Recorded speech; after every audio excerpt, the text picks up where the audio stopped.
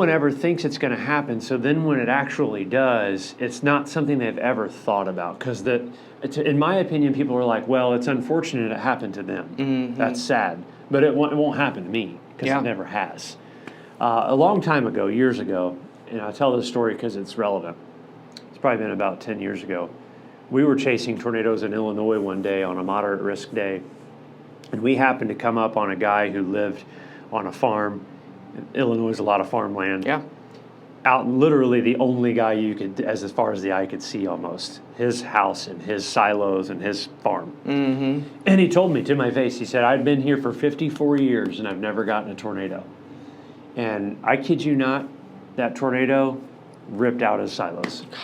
54 years. This guy's assumption was, you know what? I know it's a big day. I know there's tornado warnings, but yeah, it's 54 years. It hasn't ever hit me. It doesn't hit me. See? There we go.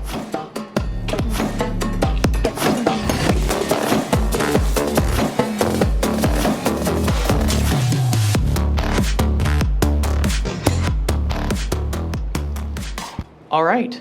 Second episode, Michael, of Beyond the Forecast. That's what we officially named this new and improved version of the podcast. Good. And it is what, April 9th? It has been a crazy last 7 days from a weather perspective. Uh-huh. I think I just saw that they upgraded, Wednesday, 80 tornadoes now. Wow. They're still out surveying tornado tracks and whatnot. I think we've had 43 just in the state of Indiana so far this year, which is 80 in one day, huh? 80 in one day. It's one of the bigger tornado outbreaks that we've had in quite a long time. Wow. I think there was a big one last December too, but you don't get 80 in one day very often. No. No. And so I was just kind of thinking about the aftermath of it. And, we were streaming to 23,000 people live across Facebook and Twitter and YouTube on Wednesday night for, 5 hours? Yeah. And I think that, I'm proud we were able to keep a lot of people safe, but there were still so many comments as we were going through it of people that just didn't understand what was going on. In terms of they're scared, they're terrified, they don't know how to look at a radar, they don't know where to take shelter, and it just led me to believe that we as a field of meteorology, not just BAM weather, but just meteorology in general, how it's been displayed to the public for so long, has not been good. Nope. And I think that pile of suck. We're seeing that because so many people are terrified.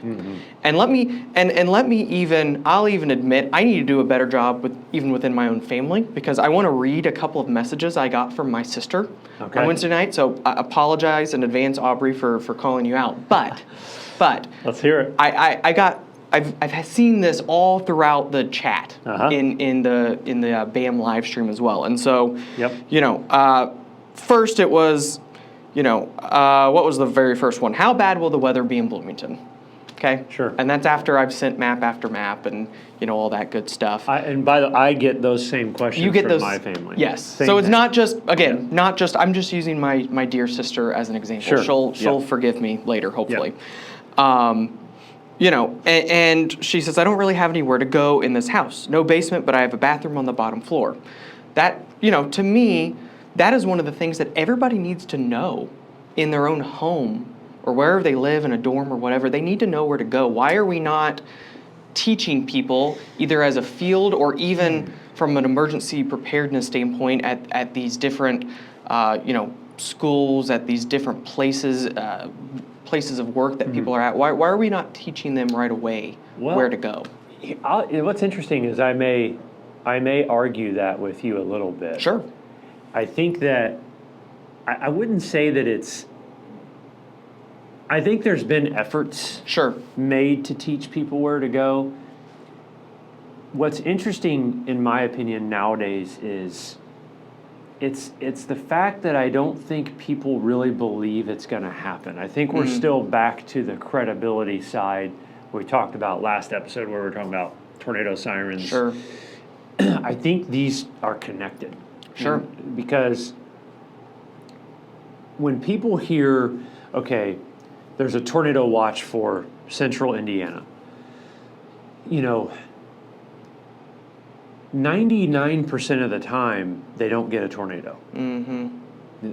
That's probably an accurate statistic. Yeah. It's probably 99% of the time. So the problem, in my opinion, still is rooted in when the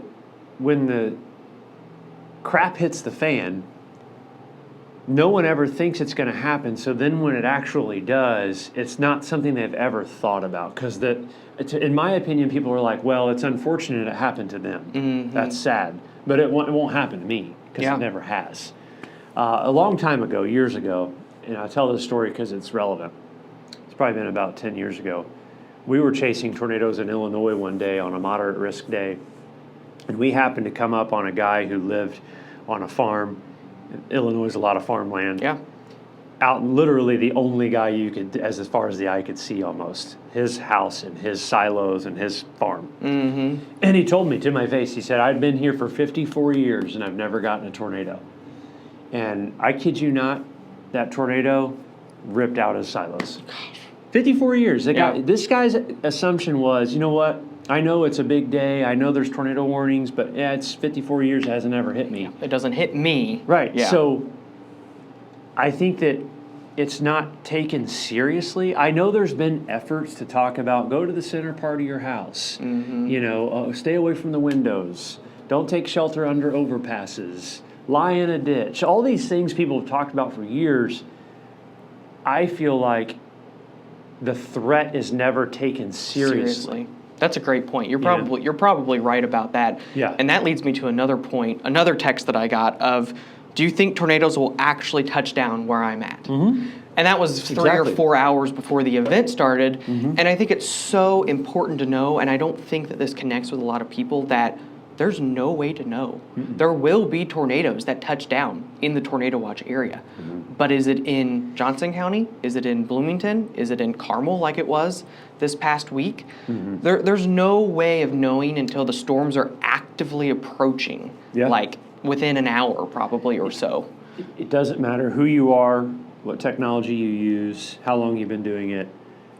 If you have the super duper Doppler 9000 and all these other, quite frankly, just BS things that, and that's the other thing.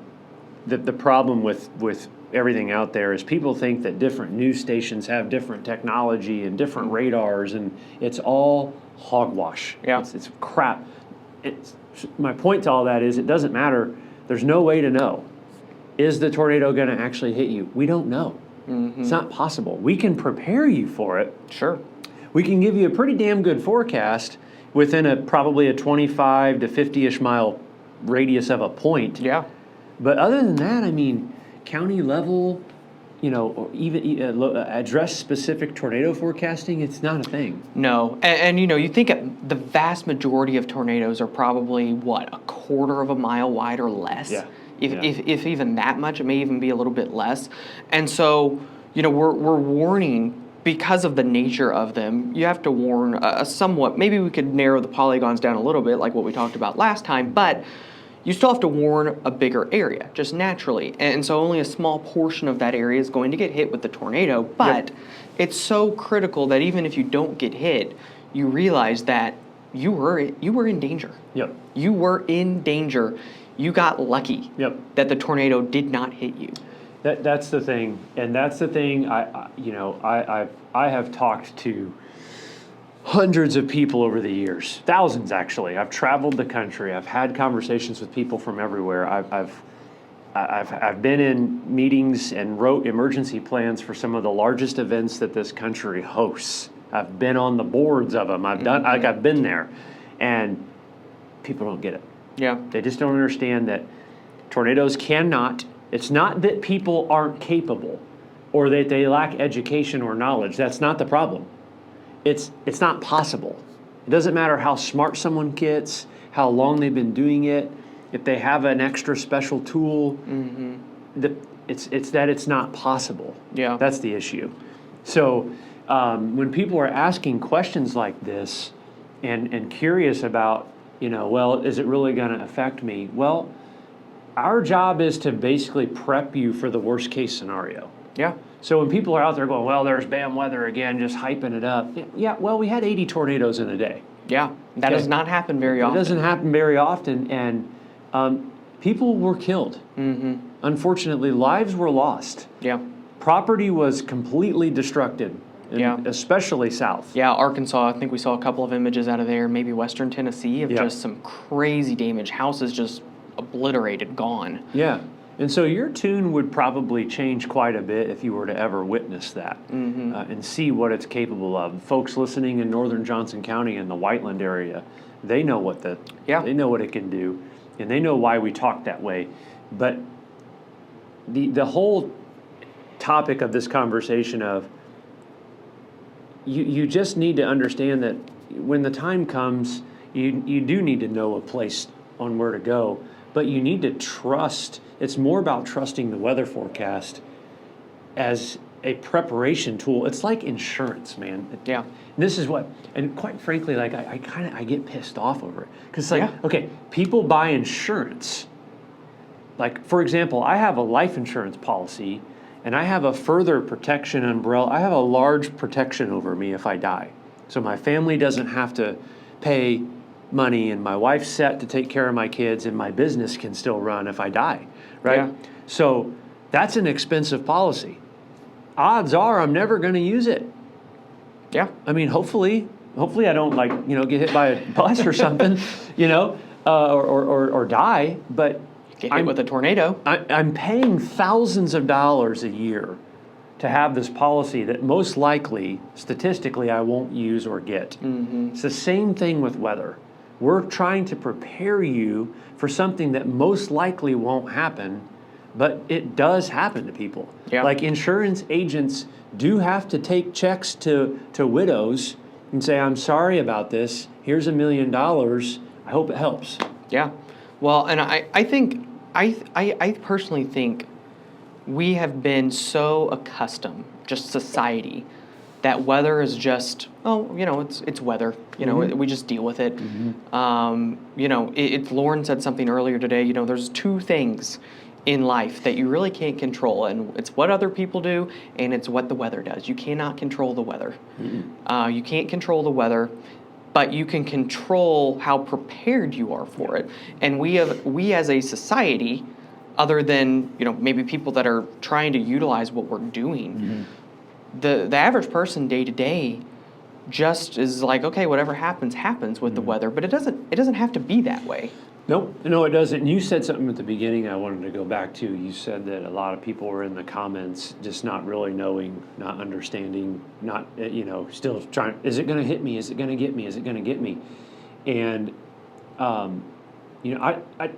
those comments are interesting to me. They fascinate me because I think I saw on one of our restream stats that we had like 30,000 comments or something. Oh, probably. I don't know how many it was, but... And so that many people saying the same thing tells me there's an opportunity here somewhere. I don't know what it is yet, but there's a clear issue that people just either they just don't get it, or there's too many different sources of information saying different things, which I think is a big problem. Certainly. I've got another point on that we can come back to later too. Yeah. But for example, like I would last Wednesday, or maybe it was the one before last Wednesday. Last Sunday. Yeah. When Sunday. I would kind of tune into some other local media stations as we were live covering, and I don't know how anyone could follow it. I mean, I don't know how anyone could honestly get much out of where we've gone with tracking severe weather. I even heard one local station say, I'm sorry to interrupt the game. We'll get back to it when we can. And it's like, we're apologizing for trying to save people's lives because there's a basketball game on, right? Yeah, and people get pissed off at this. Oh my gosh. They get mad. You interrupt the programming because weather's coming, people are pissed. And I will say this to the broadcast meteorologists that have to deal with that. Just tell them, just be frank with them and say, hey, knock it off. Yeah, get over it. Knock it off. Yeah, there are some that do that. So I give props to the ones that call out people that do that because it's ridiculous. You're being so selfish when you say stuff like that. It's crazy. So selfish when somebody's actively trying to save people's lives. Yep. So, and that goes to the whole point of the conversation, in my opinion, is most of these people don't think it's ever going to happen to them. mm-hmm. So they're going to get pissed off and become inconvenienced when these types of things are going on. Which is why I love how we stream, because we stream to social media where it doesn't impact anything, and we only talk about areas that matter. Sure. Like, if we're not talking about you, you're not in danger. Yeah. Right? I mean, there's no reason for us to talk about you and where you're at if there's nothing happening. When you log on and we're talking and we're naming cities and we're circling, that's where we're concerned. Yeah. So to all those people who have all these questions about, is it going to hit me? Well, guys, you're going to know. We're going to literally probably say your city if it is going to. And I think, back to your point about a couple of the other news stations that maybe you were watching, I think that sometimes it's so easy in our field to overcomplicate things. Mm-hmm. And once you start confusing people, they're going to tune out. Mm-hmm. It just is what it is, and it's not like that just for weather. It's for everything. Yep. If you start confusing people and they don't understand, Yep. they're either going to change over to something else or they're going to turn it off. And so, one thing that I do really like that we do is we try to educate and teach people what we're seeing as we're doing it, and not just, let's show the 3D scan of the entire atmosphere. And Yeah, what does that do? Nobody's going to understand it. I even sometimes when we're talking about velocity, I'm kind of like, okay, do they understand what we're talking about here? I would encourage, if there's anything in terms of, I guess, things you don't understand about weather in general, but especially in severe weather scenarios, drop it in the comments, because we're always looking to simplify and educate as much as we can. And I think that's something sometimes with these severe weather events that can be lost. Yep. Yeah, you make a great point about the 3D scans and all these tools. A 3D scan, from a standpoint of analyzing a thunderstorm and telling people where it's going to go, is completely useless.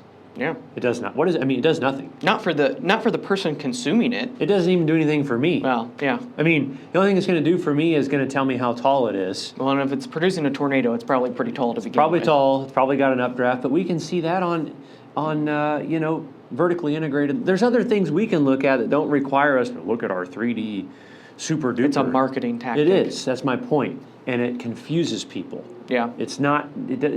It's stupid, and that's where people are going to look at that and go, yeah, wow, what does that mean? Because that's what I'm even asking. What does it mean? Yeah. Like, what does a volumetric 3D scan do for the public? Nothing. Yeah. They just want to know if the tornado is going to head their direction or not, Yeah. or that large hail or the damaging winds. And so, I think that with all that being said, what to help people not only understand a little bit better what we as meteorologists are talking about, but also to heed the warnings, what do you think needs to be done? Wow, that's a tough question. I don't know. I'd have to really think about that. I think all we can do is continue to communicate the risks of things. And I think the biggest thing that can help is the field in general needs to get better about education and educating people and explaining it. Yeah. That's one reason how we've built such a great following over the years is, we don't get everyone right. We miss them. We're predicting the future. But we explain it. Yeah. We always are explaining things. There are other channels and other people that have millions of people watching. And you go and watch them and you're not getting anything from it. Yeah. You're getting what the radar says and where the storm is in a video of it. And that's cool. I'm not saying it's not cool, but you're not really getting anything out of it. Yeah. You're not learning. You're still looking at it going, well, what the hell is that? Yeah. What does that mean?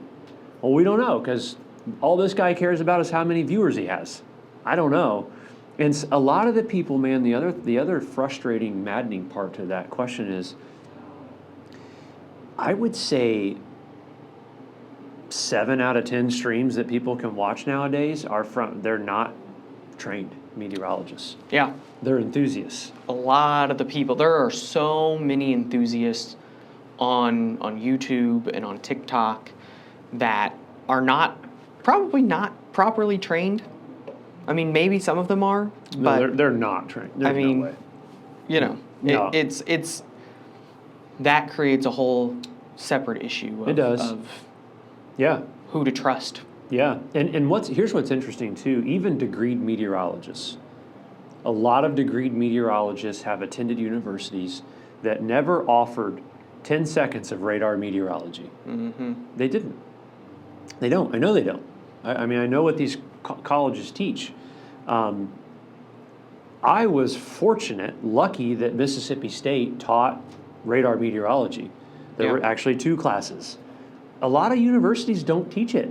So kids that are coming out with degrees in meteorology still don't know what the correlation coefficient actually does. Yeah, I feel like I was very lucky at IU because our professor, number one, he always had his door open. So if you actually took the initiative to go ask questions, then you could get help. But he did a very good job of actual operational forecasting and not just, I mean, yes, dynamics and whatnot, but at the end of the day, dynamics, when you're forecasting the weather and talking to people about it, don't matter as much as the nitty-gritty details to figure out where the storm is going. Could it spin? Could it rotate?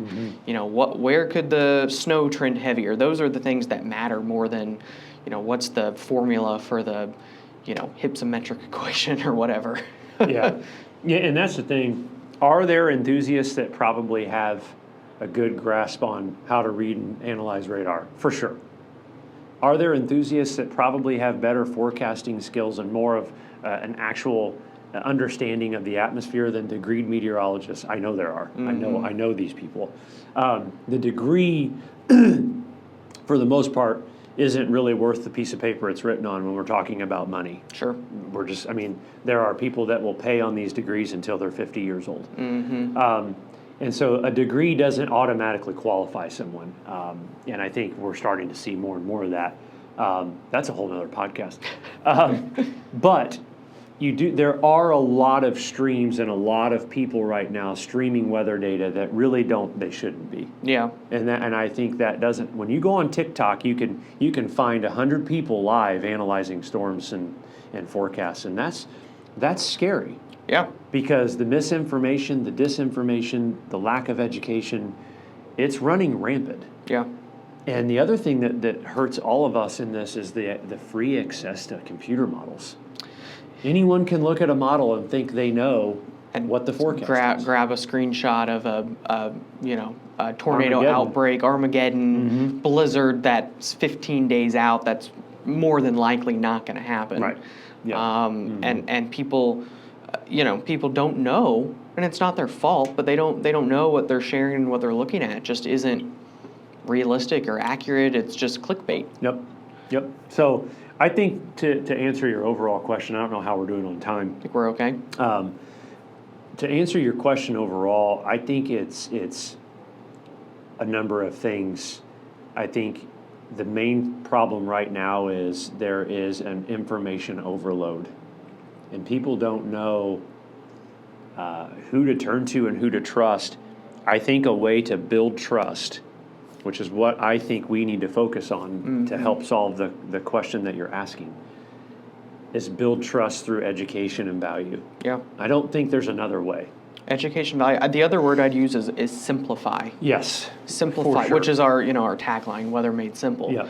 And I started to see, I think maybe it helped a little bit. And again, if you're watching, feel free to comment and let us know if it did help. But the threat maps ahead of the event, from the Storm Prediction Center, they put out these percents, 10%, 30%, 15%, whatever.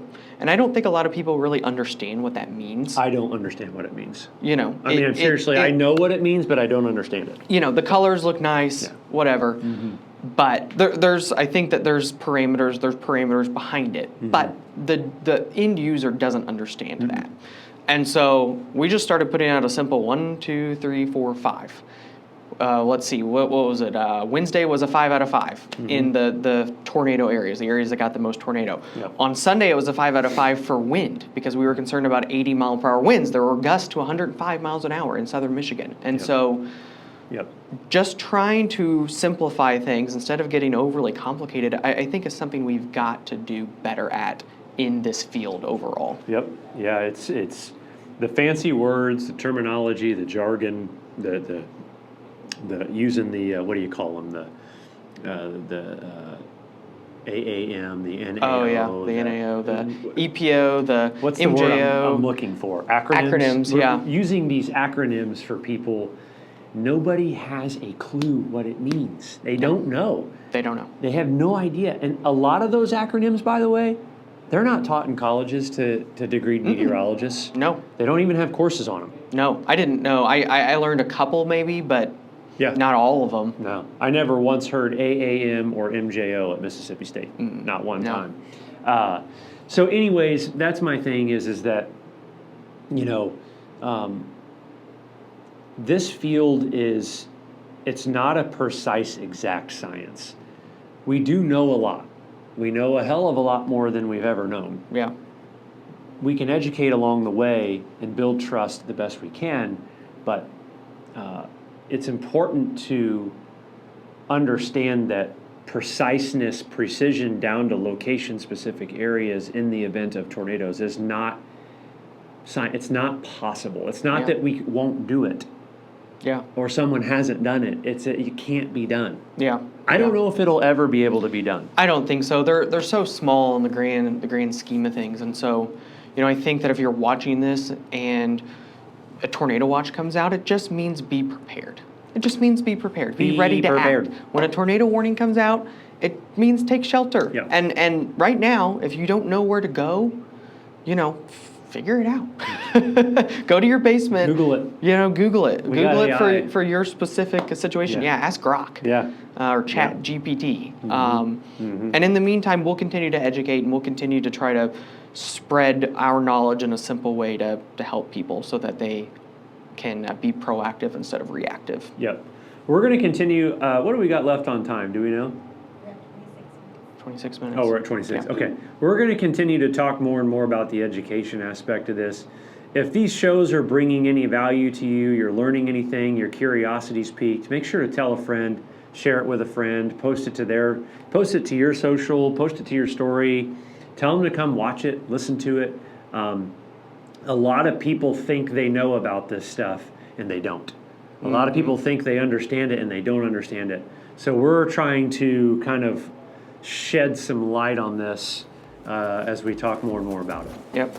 We'll be back for another episode, next week, I think? Probably. Next week, every other, whatever. We'll be back, and we'll have another topic to help you out beyond the forecast. See you, bye.